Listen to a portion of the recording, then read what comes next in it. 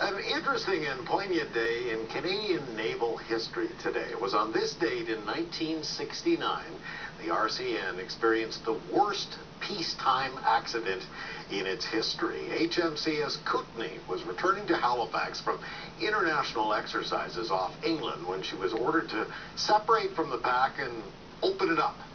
Now, that full power test was actually pretty routine, but what the crew didn't know was the casing around a bearing in the starboard gearbox had not been installed properly, so oil inside wasn't circulating. Without that cooling action, the temperature inside quickly reached about 650 degrees Celsius, and then it exploded. When the smoke cleared, the fire was out. 9 crew members were dead. 53 others were injured. Most of the deceased were working in the engine room. Ultimately, there were 3 survivors, including our guest tonight. We are pleased to welcome retired able seaman Alan Dinger Bell. Thank you so much for coming in tonight. Thanks for having me. So, it's October 23rd again. How often do you think about that day 47 years ago? Every day. Every day.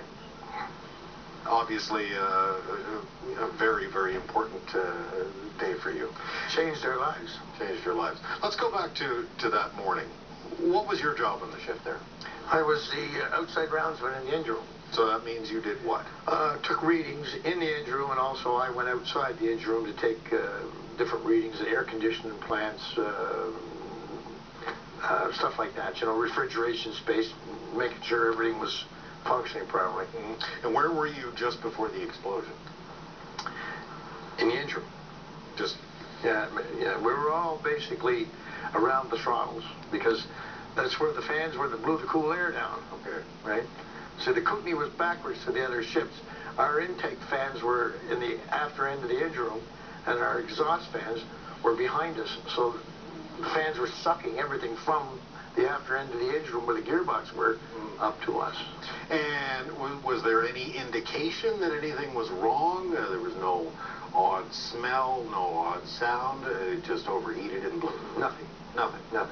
Over the course of going to sea, thermometers and that and gauges would break on these gearboxes. I believe there was about 7 thermometer pockets, 5 or 6 gauges, and when they would break, we couldn't replace them, so they would just plug the holes with a putty type compound.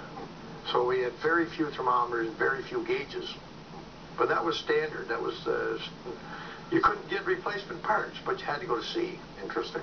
So, tell me about the blast. What happened when the blast? Well, we just got the full power. So all of us were basically standing around the throttles and the control panel. And all of a sudden we heard this whoosh. Some of us heard a whoosh, some of us didn't. And a big sheet of flame come up out of the gearbox. But in the gearbox there's a forced loop pump in the engine room. And what it does, it keeps feeding oil into the gearbox. Okay. So we're running at full power, so the oil was being fed continuously into the gearbox, which was just feeding the fire. Feeding the fire. And then you had the exhaust in the engine room, and it was like a ball of flame went through the engine room. So was it more of a fire event than an explosion event? You weren't thrown back or anything like that? No. It was the explosion, or the explosion, and then the fire. And then the fire. So you suffered some pretty serious burns, didn't you? Yeah, I was burnt 49% of my body, 3rd degrees. Yeah. 3rd degree burns. Yeah. You were one of 4 who escaped through the forward hatch. Well, if you want to say it like that, there was 4 got out, only 3 of us alive. Only 3 survived. Yeah, it was Pierre Boudreau. Boudreau. Not Boudreau. I'm sorry, Barrett. Pete Barrett died at the top of the Yes. hatch. So now there's this massive raging fire on the ship. You've got dozens of crew members who are injured, and there's difficulty getting to the firefighting equipment because of the fire. Is that accurate? That's right, yes. Yeah. All the firefighting gear was basically kept on Burma Road. The hatches for the engine room were on Burma Road. And so the fire was coming up. The after end of the engine room was basically the start of Burma Road from the aft end of the boat. And the fireballs were going forward. So they couldn't get to the firefighting gear. So what did the crew do? How do you fight this fire? Well, you're not going to lose the ship. You'll lose the men, but you won't lose the ship. So whatever was necessary to do, initially what they did is they held their breath and ran in and tried to get the firefighting gear. You know, so, but the crew is secondary. The ship is important. You'll sacrifice the men to get what you have to get.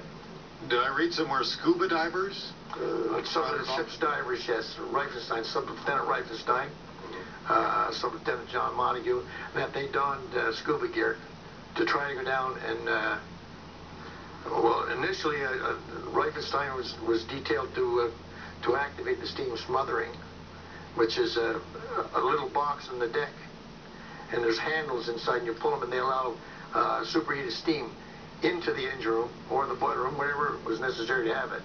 And it kills the fire, but it also kills who's ever down there. I would imagine, yeah. So, what do you remember about that time during the fire? Were you, I mean, obviously you're badly burned. Are you helping out here, or are you more or less helpless, or? The only thing I can tell you is the word violence personified. You have people trying to get out. You're on fire. The flesh is dropping off your body, and you got a 16-foot ladder to climb. And it is a very violent situation. Everybody wants to live. You realize that day that 18 children lost their fathers. So it's a very, very, very violent place to be. People are going over each other's backs trying to get up the ladder. Incredible. All of this started, I guess, about 8 o'clock in the morning. 20 after 8. 20 after 8. They had the fire out by 10:30, 11 o'clock. So what happens then? With me? Well, I was evacuated to the Bonaventure, the aircraft carrier. The doc sent me there. He said to die, because they didn't figure I was going to live. Is that right? And, yeah, so they started transporting. In the meantime, you know, the helicopters were coming from the Saguenay, from the Bonaventure, whoever had a helicopter spare, to bring firefighting gear and personnel and gear over to the Kootenay. Because we never had a helicopter. They couldn't land the helicopter because we were a destroyer escort. Right. So everything came down by hoist. So, what did the Navy learn from this incident, do you think? Well, they learned a lot of things. They learned not to store all their firefighting gear in one area. The firefighting gear is kept basically up in the open where they can get at it now, you know, in lockers on the upper decks. The same as their foam and stuff like that. It's not restricted to that main passageway of the ship. They also learn other things. See, a lot of the ships in the United States, Great Britain, Australia, had the same type of gearboxes. So all of those needed to be checked. They all had to be checked. Yeah. Apparently, what I understood, if another 2 minutes in the port gearbox would have gone too. So the ship itself they patched it up, they upgraded it, and it served until 1995. Yes. And then they sunk it. It's an artificial reef off. That's right. Do you think of Kootenay often? I think of Kootenay all the time. Do you? Every day. Every day, as you said. We know that the province declared today is HMCS Kootenay Day, commemorative event they had on Friday, and you folks went and did something today as well, you told me. Well, we go down to the Bonaventure Anchor because our dead are listed there, and we also go to Fairview Cemetery. We have one buried in Fairview Cemetery. In those days, you were buried where you died. So we had 4 buried on land in Surrey, England, in Brookwood Cemetery.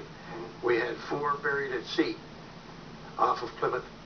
And Lou Stringer died on the Bonaventure. So his body was brought back to Canada. So he's buried in Fairview.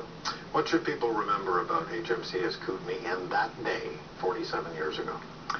Well, I think if you're military orientated, you better understand that when you go to work, there's an inherent risk and you're not coming home. And if you're not ready to make that sacrifice, you better find another way to make a living.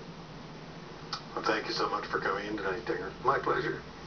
Alan Dinger Bell, one of the few surviving members in the engine room on HMCS Kootenay on this day, 47 years ago, when an explosion of fire on board became the worst peacetime accident in the history of the Royal Canadian Navy. Stay with us. Maritime Milestones coming up next.